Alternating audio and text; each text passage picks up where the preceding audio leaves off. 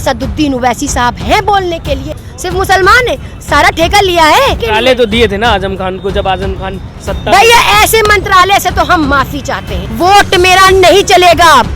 अब हमारा समाज सौदा नहीं करेगा, तलवे नहीं चाटेगा। असदुद्दीन ओवैसी साहब ये हमेशा अधिकारों की बात करते हैं, हुकूक की बात करते हैं। इसीलिए आज मैंने इस पार्टी को चुना है कि मैं जुल्म के खिलाफ लड़ सकूं, मैं हुकूक के लिए लड़ सकूं। नमस्कार, आप देख रहे हैं सोशल न्यूज़। मैं आपके साथ मोहम्मद अकरम। ये वही जगह है जहां से सीए एनआरसी का प्रोटेस्ट स्टार्ट हुआ।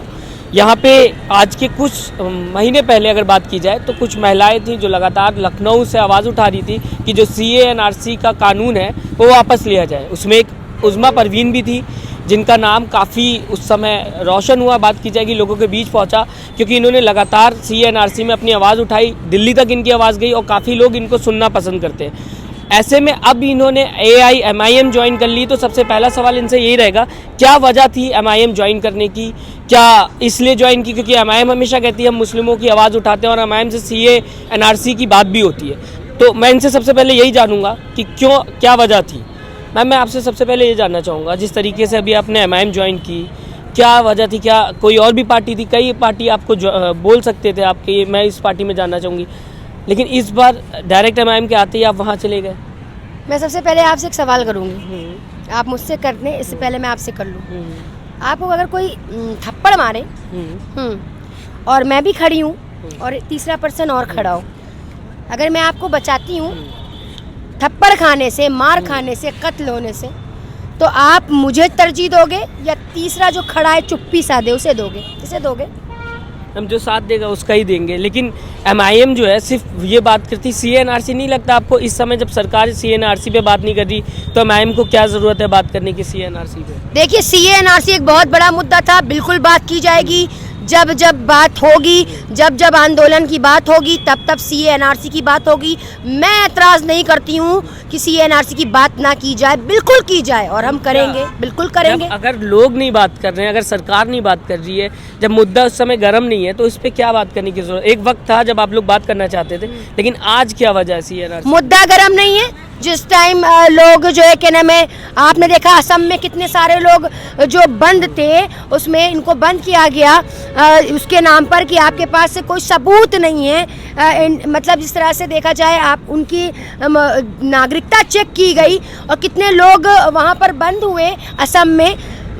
तो क्या मतलब लग रहा है आपको कि वही जो हिसाब वहाँ हो रहा था वो यहाँ उत्तर प्रदेश में आ जाए? सरकार ने नहीं कहा है ना। अभी तो अगर बात की जाए, उत्तर प्रदेश का चुनाव चल रहा है, 8 बजे आएंगे, कहेंगे भाइयों बहनों कल मैं एनआरसी ला रहा हूँ, तब करेंगे बात। 24 घंटे में बात कर लेंगे, आप कर लेंगे? वो एकदम से उनका फैसला होता है। नोट बंद होंगे। 5-6 महीने पक्का है ना कि यूपी चुनाव चलेगा, सब लोग यूपी चुनाव पे ध्यान दे रहे हैं। यूपी चुनाव चलेगा तो यूपी चुनाव अभी सिर्फ चुनाव में बिजी है, लेकिन बात तो चल ही रही है ना सीए एनआरसी की। नागरिकता संशोधन कानून ये लागू करेंगे, ये बोलते हैं करेंगे, लेकिन हम मरते दम तक इसका विरोध करते रहेंगे जब तक ये किसान बिल की तरह वापस नहीं हो जाता। तब तक हम इस पे बात करेंगे और हमें इस पे बात करने से कोई नहीं रोक सकता। अमित शाह ने बोला तो हम विश्वास दिला, मोदी जी ने भी बोला था हम विश्वास दिलाते हैं। ये विपक्षी पार्टियां ये जानबूझ के चाहती है कि सीए एनआरसी पे बात ना हो, क्योंकि हमारे सीए एनआरसी पे कोई नहीं खड़ा था जब हम थे, जब हम महिलाएं लड़ रहे थे, चाहे वो शाहीन बाग हो, चाहे वो घंटाघर प्रोटेस्ट हो। जब हम लड़ रहे थे सीए एनआरसी में तो कौन सी सियासी पार्टी आई थी लड़ने हमारे साथ? क्या आई थी समाजवादी? क्या आए थे ये बसपा के लोग? आई थी मायावती लड़ने? क्या आई थी ये प्रियंका हमसे बात करने हम लोगों से? तब तो नहीं आई थी। आज हमारा वोट लेने आ रही है। जब नाम लग रहा था, एलिगेशन लग रहा था कि ये सिर्फ मुसलमानों का आंदोलन है, ये प्रोटेस्ट जो है सीए एनआरसी ये सिर्फ मुसलमानों के लिए आया है, तब क्यों कोई नहीं बोला हमारे लिए? क्यों कोई पार्टी नहीं बोली? तो आज इनको वोट हमारा चाहिए। हम क्यों वोट देंगे जब इंसान हमारे साथ खड़ा नहीं है, हमारा नाम लेना गवारा नहीं कर रहा है, हमें नासूर समझा जा रहा है। मुस्लिम समाज का नाम लेने में दिक्कत है लोगों को। तो आप लोगों में और योगी जी में क्या फ़र्क रह जाएगा, क्योंकि वो भी हिंदुत्व चला रहे हैं और आप लोग भी विपक्ष की आड़ में हिंदुत्व चला रहे हैं। मुझे लगता है कि आज हमारे समाज के साथ इतनी पार्शियलिटी हो रही है, इतना भेदभाव हो रहा है, तो क्या दिखाई नहीं देता लोगों को? लेकिन आज जो हमारी एमआईएम पार्टी है वो हुकूक की बात कर रही है, अधिकारों की बात कर रही है। कौन कॉन्स्टिट्यूशनल राइट्स की बात कर रही है, तो आज हम उसके साथ क्यों ना खड़े हों। और वो दलितों की, पिछड़ों की, हर एक की बात कर रही है, वो हर एक के हुकूक और अधिकार दिलाने की बात कर रही है। तो हम ये कैसे कह दें कि वो पार्टी सही नहीं है। मैंने बहुत सोच समझ के ना कि भड़काने का काम करती है मुसलमानों को। अरे जाइए आप भड़काने का, आप देखिए हमारे मुस्लिम समाज का 18% वोट लेके आज हमारे मुस्लिम समाज को कहाँ ढकेल दिया, कौन सी खाई में है हम, कौन से आज हमारे लोग जो जेल में बंद है, आज आजम खान ले लीजिए, कितने बड़े। आप लोग बात करेंगे या समाजवादी बात करेगी, सबसे बड़ा सवाल तो यही तो यही तो कह रहे हैं, जो जिसकी पार्टी वो बात करने के लिए तैयारी कहाँ है। तो क्या तैयार आप लोग उसके उनके लिए बिल्कुल बिल्कुल आवाज उठाएंगे और उठा रहे हैं मुस्तकिल। हम लोगों ने आवाज उठाई है उनके लिए, जब उनकी पार्टी उनके लिए बोलने के लिए तैयार नहीं, जो मंत्री रह चुके, कैबिनेट मंत्री रह चुके, विधायक रह चुके, जब पार्टी अपने नेता के लिए बोलने के लिए तैयार नहीं, तो समाज के लिए क्या खाक बोलेगी। 18% वोट ये गटकेंगे और बोलेंगे दूसरों के लिए। तो दिए थे ना आजम खान को, जब आजम खान सत्ता। भैया ऐसे मंत्रालय से तो हम माफी चाहते हैं, ऐसे मंत्रालय हमें नहीं चाहिए जो हमें सियासत की आड़ में जेल के पीछे ढकेल दे और सारी जिंदगी हमारी कॉल कोठरी में बीत जाए। हमें ऐसा मंत्रालय से हमें माफी।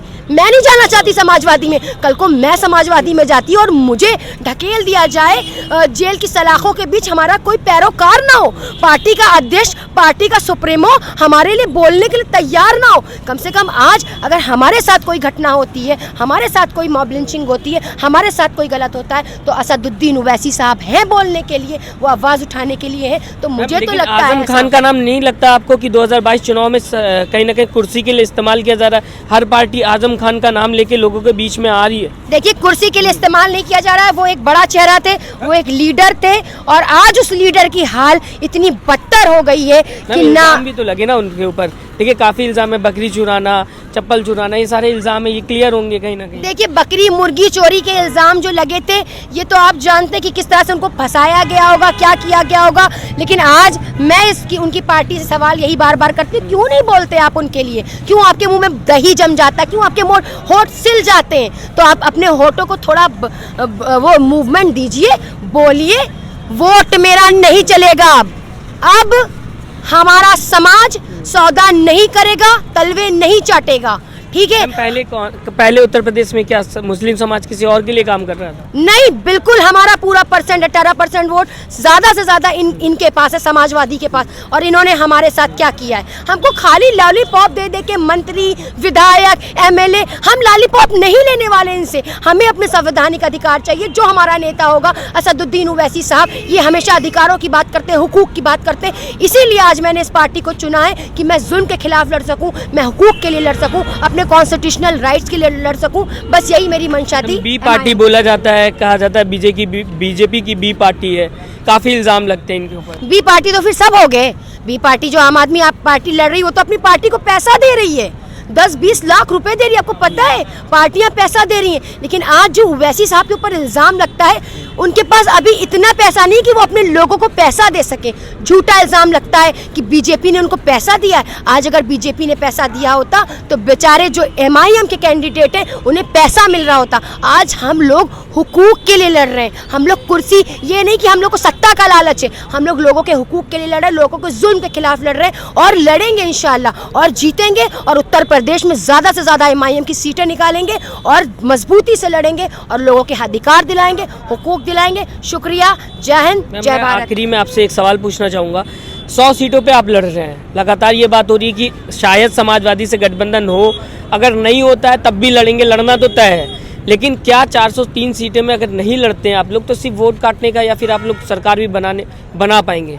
खाली वोट कटवा सिर्फ आप हम ही को समझते हैं, सिर्फ मुसलमान ने सारा ठेका लिया है, क्यों और लोगों ने नहीं लिया? यादव खिसक के चले जाते हैं बीजेपी में, वाजपेयी खिसक के बीजेपी में चले जाते हैं। अगर मुसलमानों ने फैसला जरा सा ले लिया कि जो हमारे हुकूक के लिए बोल रहा है हम उसे वोट दें, तो हम वोट कटवाओगे। सबकी जीत का 100 सीटों पे लड़ने कहाँ से जीत हासिल दिला दे? 100 सीटों पर लड़ेंगे और अच्छी से अच्छी सीट निकालेंगे। बहुत से छोटे दल आइए देखिए लड़ रहे हैं, उनको क्यों नहीं कहा जाता बी टीम? खाली डर है इनको कि हमारा मुस्लिम वोट खिसक गया। जो बची हुई सीटें उस पे हम छोटे छोटे दलों को लड़ाएंगे, अपने साथ लाएंगे सबको। क्या लग रहा है ये सफल होगा? बिल्कुल इंशाल्लाह सफल होगा। देखिए हर पार्टी आई, हर पार्टी ने छोटे से शुरुआत करी तो आज हमारी पार्टी भी अगर 100 सीटों से शुरुआत कर रही है तो इंशाल्लाह आगे चल के 300 सीटों पर लड़ा जाएगा और मजबूती से लड़ा जाएगा। जब 2022 का चुनाव बता देगा इंशाल्लाह कि हम अपनी लीडरशिप डेवलपमेंट कर रहे हैं या नहीं। शुक्रिया, जय हिंद, जय भारत। बहुत बहुत शुक्रिया हमसे बात करने के लिए। तो आपने सुना, हमारे साथ उज़्मा परवीन मौजूद थी। ये लगातार आवाज़ उठाती रहती हैं, काफ़ी लोग इनको सुनते हैं क्योंकि जिस तरीके से अपनी बात रखती हैं वो कहीं ना कहीं जायज़ होती है बात। लोग इनको सुनना इसलिए भी पसंद करते हैं क्योंकि सीए एनआरसी में इन्होंने लगातार प्रोटेस्ट किया था, दिल्ली में भी ये गए थे और अब एमआईएम पार्टी में ज्वाइन कर लिया इन्होंने। सिर्फ वजह यही है कि लगातार एमआईएम से ये आवाज़ उठती है कि जो हक नहीं मिल रहा मुसलमानों को वो मिलना चाहिए, इसलिए यूपी चुनाव में 100 सीटों पर एमआईएम लड़ रही है। फिलहाल अब हमें कमेंट करके ज़रूर बताएगा आपको क्या लगता है उत्तर प्रदेश में इस बार किसकी सरकार आएगी और क्यों आएगी। आपका कमेंट हमारे लिए बहुत महत्वपूर्ण है। नमस्कार। चैनल को लाइक, शेयर एंड सब्सक्राइब करें और बेल आइकन दबाना ना भूलें।